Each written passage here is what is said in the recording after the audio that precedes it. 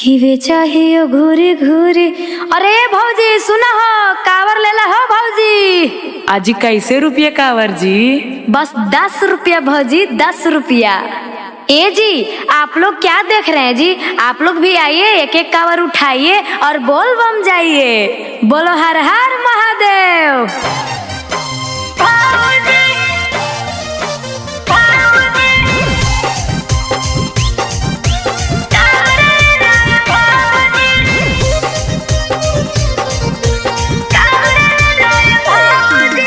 मुस्कान music Kumar Mukesh की प्रस्तुति।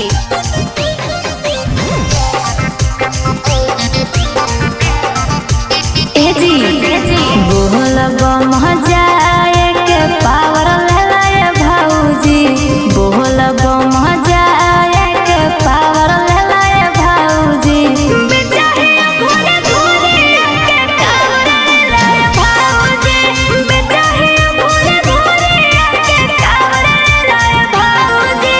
हको नहीं पुराना एकदम नावर ले भौजी, हको नहीं पुराना एकदम नावर ले भौजी।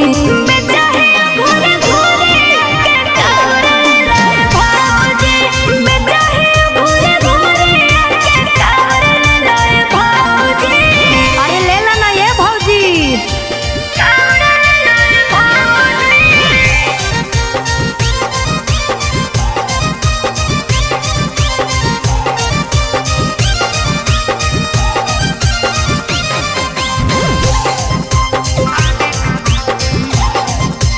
ए भौजी देखो ना एरा में लिखल हको भोले बाबा के नाम जी। जाए ला देव घरवा बड़ी नीला तो राम जी। अरे ये भौजी देखो ना एरा में लिखल हको भोले बाबा के नाम जी। जाए ला देव घरवा बड़ी नीला तो राम जी।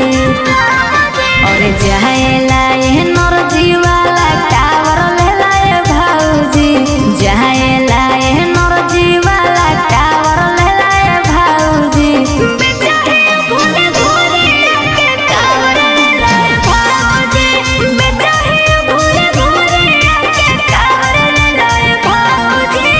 अरे ले लीजिए ना जी, घुंघरू लगल है घुंघरू।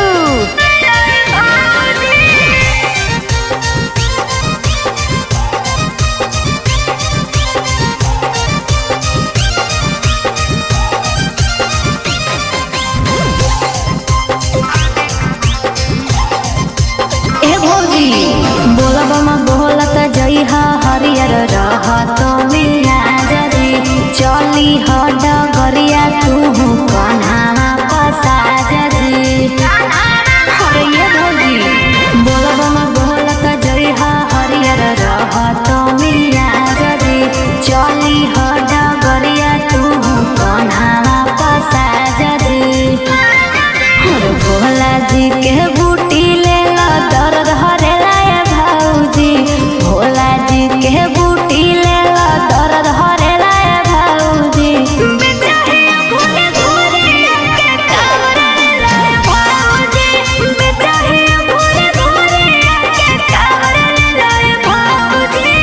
अरे ले लिए, भोले बाबा आपका सब मनोकामना पूरी करे। हर हर महादेव।